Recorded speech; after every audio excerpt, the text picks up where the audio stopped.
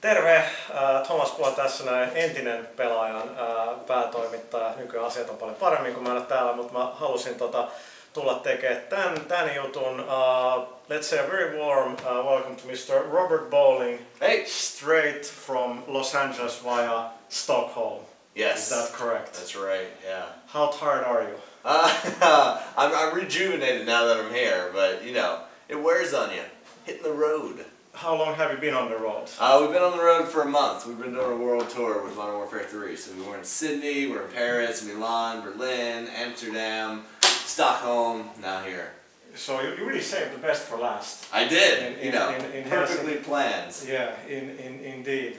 Well, I mean, Modern Warfare 3 is going to be huge. It was pretty tough going with all the stuff that happened at Infinity Ward and all. Can you give us an overview, like how now you're collaborating with other studios as well? How did you all settle into that groove again to make sure that MV3 is going to kick ass? Yeah, so coming out of Modern Warfare 2, the majority of the team that remained at Infinity Ward, we had a very clear and passionate vision for what we wanted to see Modern Warfare 3 become. Things we wanted to see added from Modern Warfare 2. Things we wanted to see changed in terms of gameplay philosophy from Modern Warfare 2, and bringing back a lot of that core essence from Call of Duty 4. So we had a big plan for all the stuff we wanted to add, and most importantly, refine in MW3. So we had to take a step back and how can we execute on that vision? Because it is a grand vision. It's the size and scope of this game is bigger than anything we've ever done before.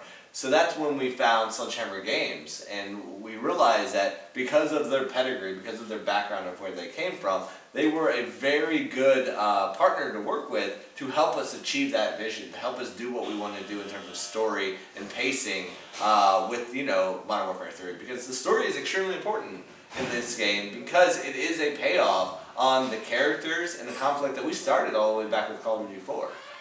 And in Call of Duty 4, I think that the plot was a bit more cohesive than in the second game. And how are you handling it now in the third game? How are you improving the storytelling? Yeah, there's a lot of stuff we're doing. It's about really refining how we tell the story. So it's not so convoluted. So it's very more straightforward. We still love to show you the conflict from multiple perspectives, because from a gameplay standpoint, that allows us a mechanic that gives you a variety of gameplay. Rather than just sticking with, a few traditional forces throughout the entire game, we want to show you different perspectives. We want to show you what air support's like. We want to show you what ground support's like. And sometimes we want to show you both in a single objective. So we like to play around with that stuff, but how we tell the story is much more straightforward while still being very engaging. I mean, the campaign takes you to, I think, Paris and UK. How come Finland is not exotic enough for Modern Warfare 3? Well, we don't want to. Helsinki is such a beautiful city. Why would we want to destroy that? That's true. Yeah. That's a good valid point. Okay, well, the multiplayer.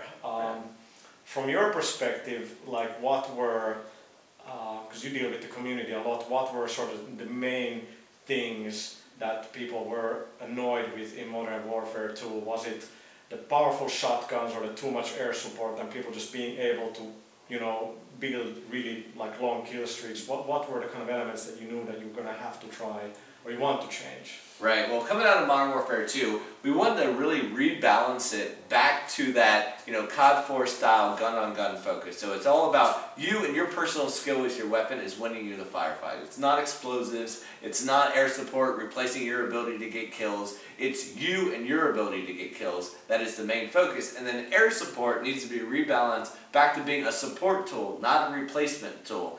Explosives like M203 rounds, noob tubes, have to be a support tool, not a replacement tool. That's why we increase weapon damage as a whole, decrease explosive damage as a whole. So now, noob tubes aren't a viable option to be your main weapon because they're going to damage people far more than they're killing them. With air support, we've completely rebalanced how the kill streak system works to give you far more options to not just be kill streaks, but to also be team support roles. Things that allow you to be a better team player. For guys like me who play domination all the time, giving me the tools to be a better domination player because I'm not focused on getting kills in Dom.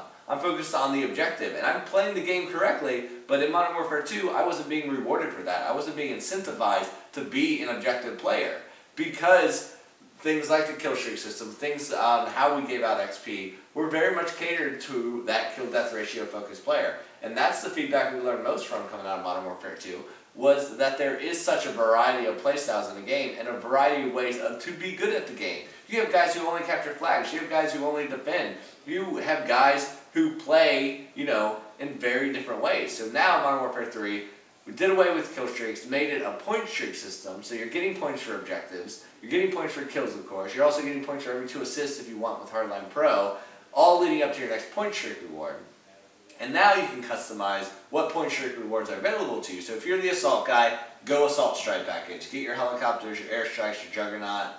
If you're a support guy like me, that's where support strike package comes in. Gives me the ability to hand out ballistic vests to my teammate, set up SAM sites to take out air support, throw out a recon drone so I can get eyes up and be identifying targets on the minimap for my team, so I know where they're covering the dom points from, or I know which routes they're taking for search and destroy. Stuff that allows me and my team to be better, not getting me kills. Or the specialist package, which that's all for the lone wolf guy. That's the guy who's playing free for all. That's the guy who is just doing his own thing. Mm-hmm. That you get your rewards in the form of perks. So 2, 4, and 6 kills, you activate another perk. At 8 kills, you activate every perk available to you. So it's all about just gradually becoming a better soldier individually. I want to stop talking and play the game, but unfortunately that's also, it's not noob tube, it's pro pipe. Right. Yeah. No. Okay. Like all that stuff sounds like exactly what's required. I'm really happy that, I'm a domination player as well, and you want to get that recognition and the value of playing the supporting role. It sounds like you're exactly going to be able to deliver that. Right, yeah. That's the major focus. Yeah.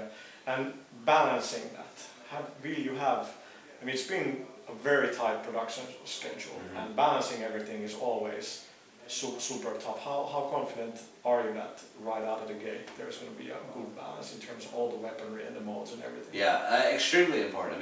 We've been playing multiplayer since very early on in development, and we play it every single night. Obviously QA testing is playing it all day, every day, but as a team, us, core designers, everybody chiming in, we're playing every night, we're giving, gut feedback like, this sucks, this is overpowered, this needs rebalance, this needs that, constantly tweaking and iterating on that, because that's where balance comes from, is the iteration of every time you add something new, playing in all these different combinations, with the new weapon proficiencies that we added, seeing every combination you can.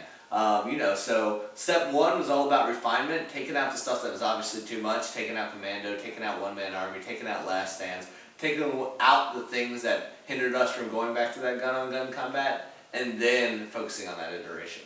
Right. One thing I think is really cool in the game industry is, even though there's a lot of competition, say, between the guys at Bungie and Infinity Ward, everybody gets along and shares ideas, which is very, very cool in the industry. And you were out with the guys from DICE in Stockholm, so I'm just curious on your opinion that there's this sort of build-up that it's you code against Battlefield and all that, whereas the people who actually make the games, that's really it's not so much like that. Yeah, not at all. And that's what I like about, being on a tour like this, is I get a chance to hang out with some of the guys who I don't get to see all the time in the States. Because in the States, I can see other developers in LA, I can see other developers at conferences we have there. But here, it's very rare that I get a chance to hang out with my friends at DICE, because they're all the way in Sweden. So, being on tour is great, because I get to go out and have drinks, talk shop, talk about the crazy stuff like that, of the perception of what it is in the media and the reality of what it is in real life. All right. That's what we had, so thanks very much. I hope you enjoy your very short stay in Helsinki, and we wait for November 8th. Yeah. Alright, awesome. Sweet. Thanks, that was it.